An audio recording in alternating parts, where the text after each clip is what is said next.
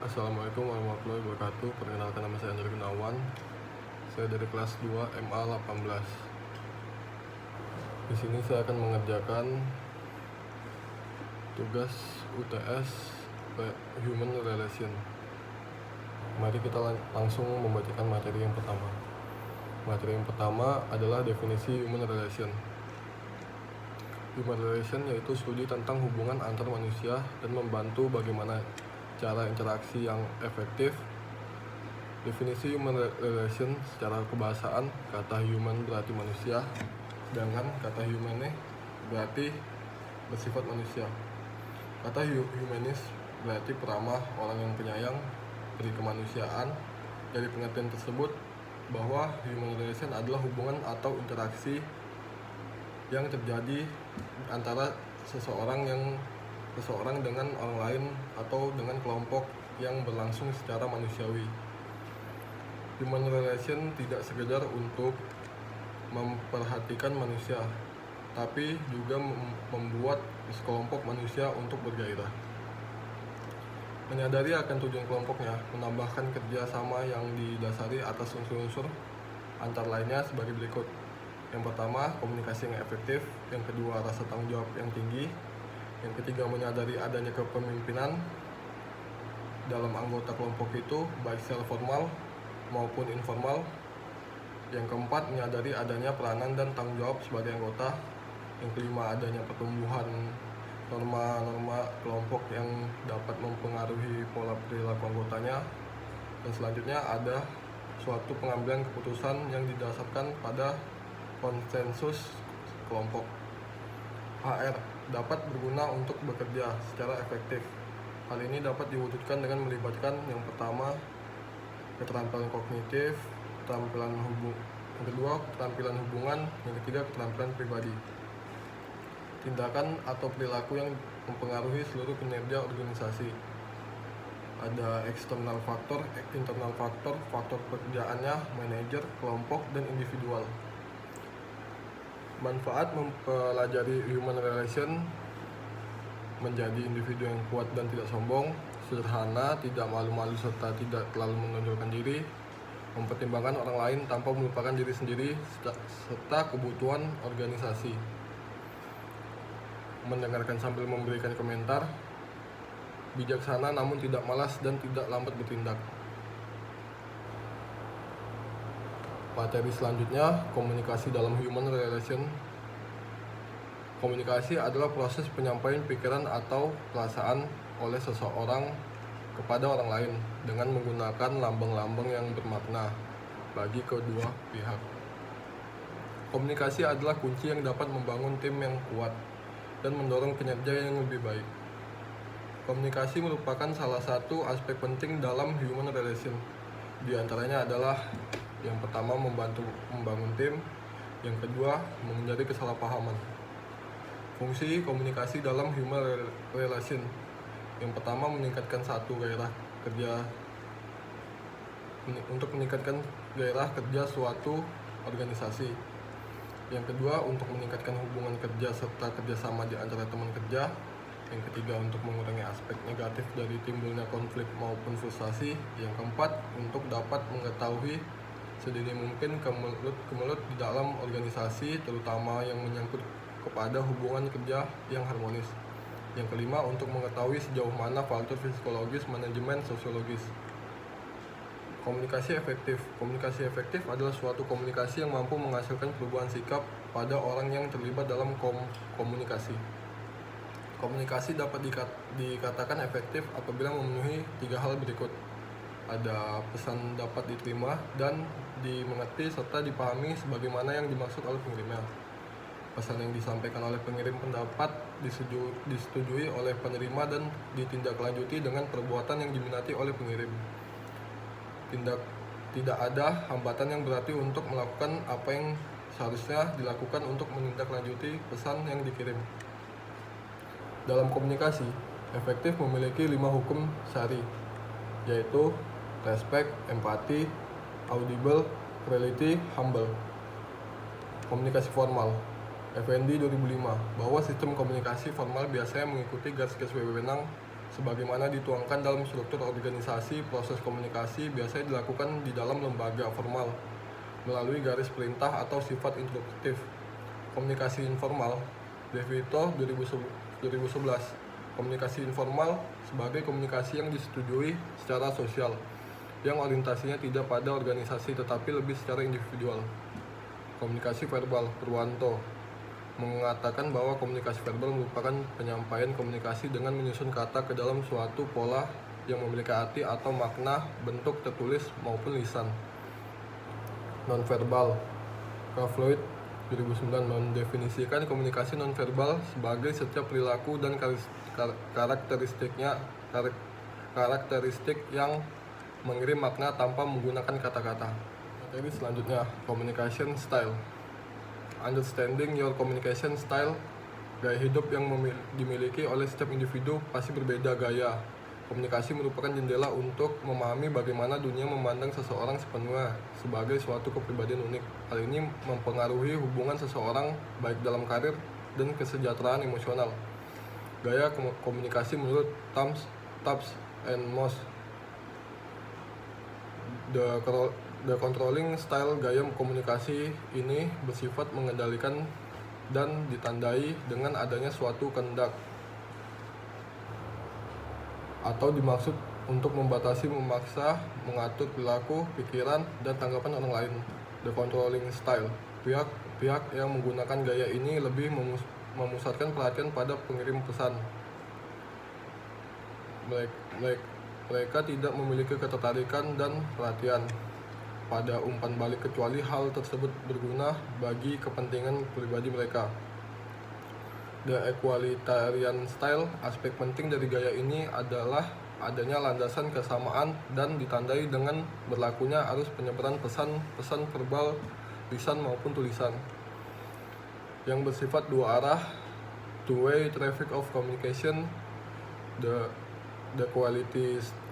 equalitarian style. Lingkungan diisi oleh orang-orang yang memiliki sikap peduli yang tinggi serta kemampuan membina hubungan baik dengan orang lain, baik dalam konteks pribadi maupun dalam bekerja. The structuring style. Gaya komunikasi ini memanfaatkan pesan-pesan verbal, lisan maupun tulisan guna memanfaatkan perintah yang harus dilaksanakan, penjadwalan tugas dan pekerjaan serta struktur organisasi. The dynamic style. Gaya komunikasi ini memiliki kecenderungan agresif karena pengirim pesan memahami bahwa lingkungan pekerjaan berorientasi pada tindakan. Selanjutnya, the relinquishing style.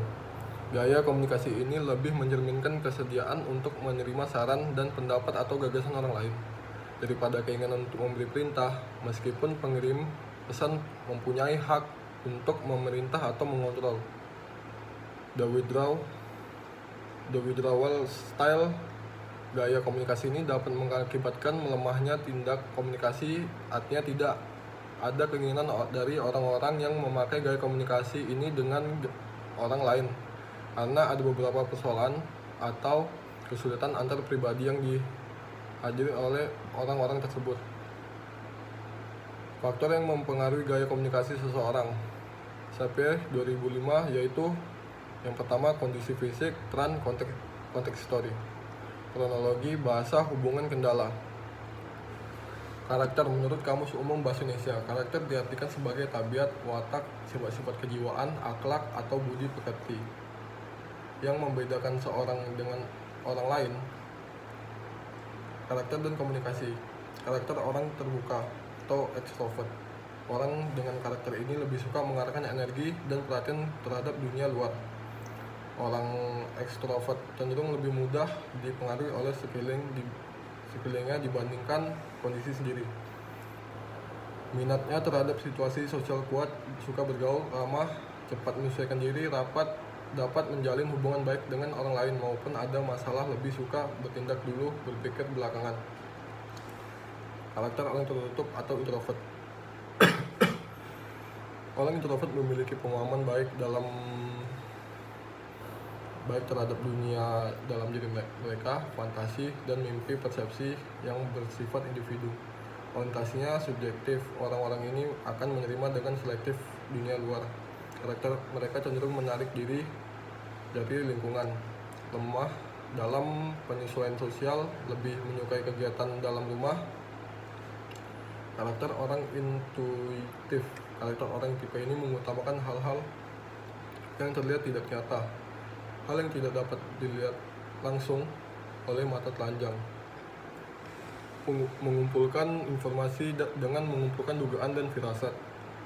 Karakter orang perasa, tipe perasa lebih mengutamakan emosi daripada rasio, namun bukan berarti mereka tidak menggunakan rasio, hanya saja emosi dan perasaan lebih mendominasi ketika berkomunikasi dengan orang lain. Hangat, empati, dan simpati. Karakter orang penilai. Tipe karakter penilai adalah karakter yang terkesan menghakimi, tidak sabar, langsung memberi penilaian terhadap orang lain, memiliki gaya hidup yang terencana dan teratur, terkesan kaku. Karakter manusia berdasarkan pola laku, doer atau pelaku, influencer atau pemberi pengaruh, dan konektor atau penghubung. Karakter manusia berdasarkan ekspresi, dresser atau bisa dibilang pengungkap, driver pendorong, analytical atau analitis. Karakter manusia berdasarkan gerak, socializer, pengembira, thinker pemikir, direktur pengarah. Karakter manusia berdasarkan sistem representasional, visual atau bisa dibilang penglihat, auditory, pendengar, kinestetik. Karakter selanjutnya self esteem atau harga diri. Robert Smith mengungkap 4 aspek pembentukan self-esteem. Yang pertama, kekuatan individu atau power. Yang kedua, keberhasilan individu atau significance. Yang ketiga, kebajikan individu atau virtue. Yang keempat, keberhasilan individu atau competence. Karakter seseorang yang memiliki self-esteem tinggi.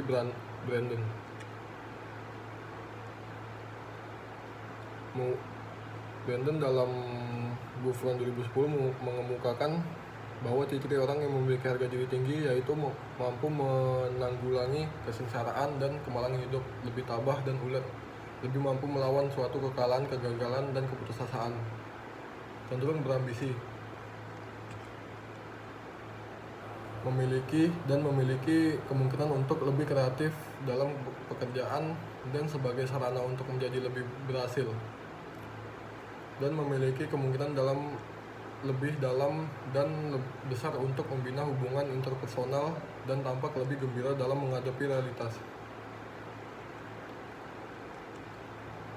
Brandon 1999, manfaat dari dimilikinya self-esteem yang tinggi. Yang pertama, individu akan semakin kuat dalam menghadapi penderitaan hidup, semakin tabah dan semakin tahan dalam menghadapi tekanan hidup, serta tidak mudah menyerah dan putus asa. 2. Individu kreatif dalam bekerja. Ketiga, individu semakin ambisius, tidak hanya karir dan urusan finansial, tetapi dalam hal-hal yang ditemui dalam kehidupan, baik secara emosional, kreatif, maupun spiritual. 4. Individu akan memiliki harapan yang besar dalam membangun hubungan baik dan konstruktif. Kelima, individu akan semakin hormat dan bijak dalam memperlakukan orang lain karena tidak memandang orang lain sebagai ancaman. Akibat memiliki self-esteem rendah, mudah merasa cemas, stres, merasa kesepian, dan mudah terjangkit depresi. Dapat menyebabkan masalah dengan teman baik dan sosial, dapat merusak secara serius akademik dan penampilan kerja, membuat underachieved dan meningkatkan penggunaan obat-obat atau alkohol. Faktor-faktor yang mempengaruhi self-esteem. Gufron 2010 mengemukakan beberapa faktor yang mempengaruhi self-esteem. Yang pertama, faktor jenis kelamin. Kedua, inteligensi. Yang ketiga, kondisi fisik. Yang keempat, lingkungan keluarga. Yang kelima, lingkungan sosial. Bagaimana meningkatnya harga diri? Yang pertama, belajar untuk selalu menghargai diri sendiri. Yang kedua, belajar untuk menyukai diri sendiri. Yang ketiga, memiliki gambar diri yang positif. Selanjutnya, materi personal value, influence, ethical choice. Karakter, integritas, dan moral. Karakter adalah sifat batin yang mempengaruhi segenap pikiran, perilaku, budi pekerti, dan tabiat yang dimiliki manusia atau makhluk hidup lainnya. 9 pilar karakter yang berasal dari nilai luhur universal yang dapat dijadikan pendidikan karakter. Yang pertama, cinta Tuhan dan segenap karakter ciptaannya. Kemandirian dan tanggung jawab. 3, kejujuran, amanah, bijaksana. 4, hormat dan santun. 5, dermawan, suka menolong dan gotong royong. 6, percaya diri, kreatif, dan pekerja keras. 7, kepemimpinan dan keadilan. 8, baik dan rendah hati. Dan terakhir, toleransi, kedamaian, dan kesatuan. 3 faktor yang penting dalam proses pembentukan karakter: pendidikan, keluarga, lingkungan. Proses pembentukan karakter: pengenalan, pemahaman, penerapan, pengulangan atau pembiasaan, pembudayaan, dan internalisasi menjadi karakter.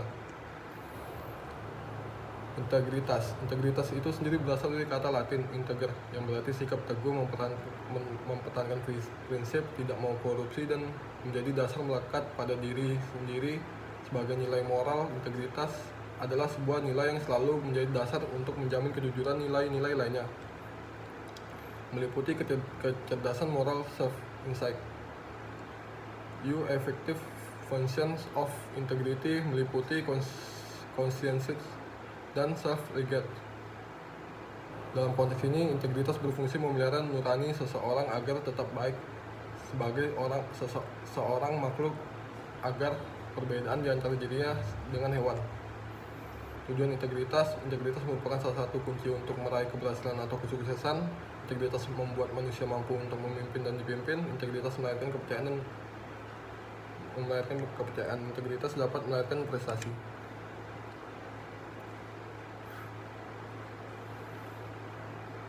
Moral. Kamus Besar Indonesia. Moral diartikan sebagai akhlak, budi pekerti, atau susila adalah suatu kesusilaan yang meliputi semua norma, kelakuan, perbuatan, dan tingkah laku yang baik. Moral dibagi menjadi 2, yaitu moral murni, moral terapan. Faktor yang mempengaruhi moral: moralitas, modeling, situasional, lingkungan, diri.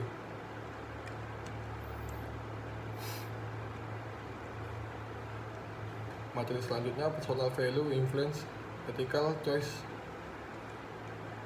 Etika menurut KBBI adalah ilmu tentang apa yang baik dan apa yang buruk, tentang hak, kewajiban, moral, akhlak. Unsur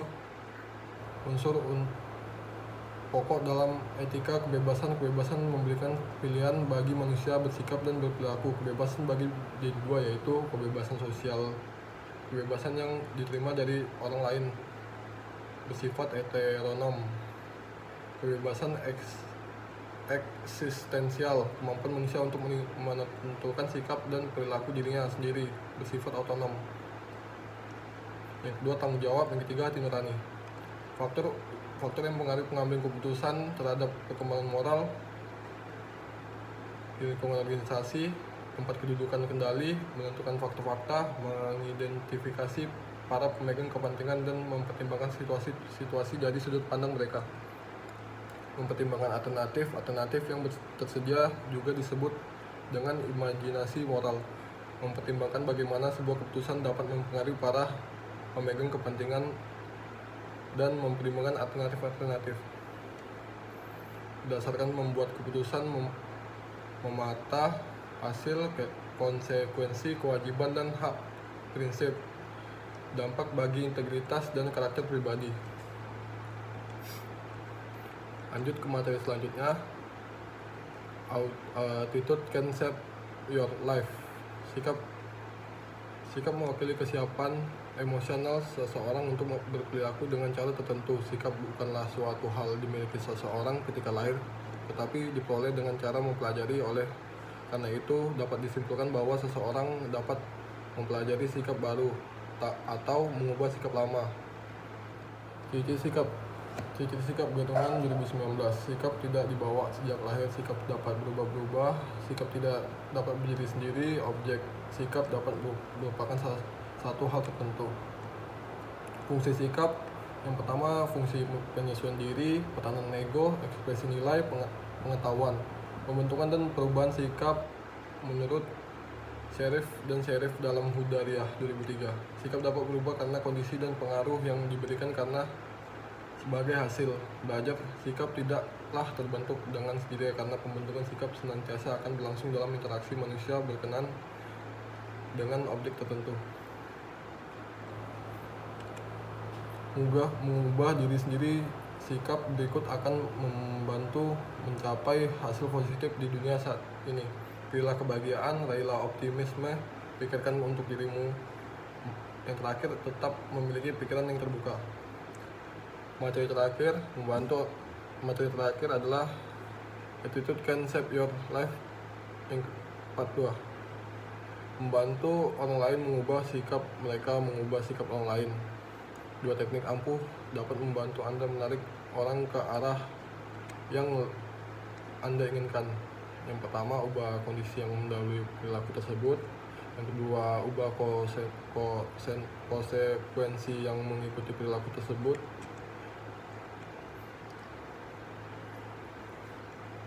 Yang pertama, meningkatkan basic interpersonal skill. Keterampilan interpersonal adalah keterampilan untuk mengenali dan merespons secara layak perasaan, sikap dan perilaku, motivasi, serta keinginan orang lain. Cara meningkatkan interpersonal skill pada diri kita. Smile, jadilah apresiatif, perhatikan orang lain, melatih mendengarkan secara aktif, bawalah kebersamaan, tangani konflik, berkomunikasi dengan jelas, menghibur, melihat dari sisi yang lain, jangan mengeluh. 2. Motivasi diri. Motivasi itu merupakan penyemangat yang bisa datang dari diri sendiri maupun orang lain. Kiat meningkatkan motivasi diri. Yang pertama, melawan rasa takut dan ragu. Kedua, bergaul dengan orang yang memiliki motivasi diri. Ketiga, selalu berpikir positif. Keempat, ingat kembali pada tujuan utama. 5. Bermimpi. 6. Lakukan sesuatu dengan senang hati. Team spirit, cara membangun semangat tim. Tanamkan visi misi perusahaan pada anggota tim.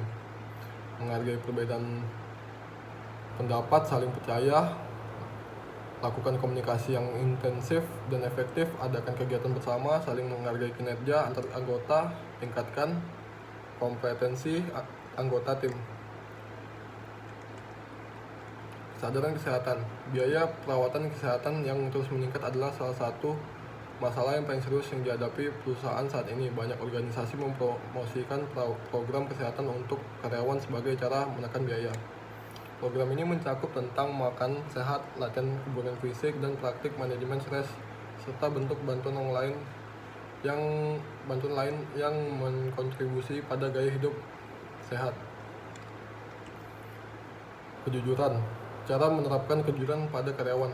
Yang pertama, berikan contoh, berikan penghargaan, hukum seberat-beratnya melakukan kebohongan, jangan memilih-milih, terapkan keadilan. Sekian materi yang saya bacakan. Terima kasih.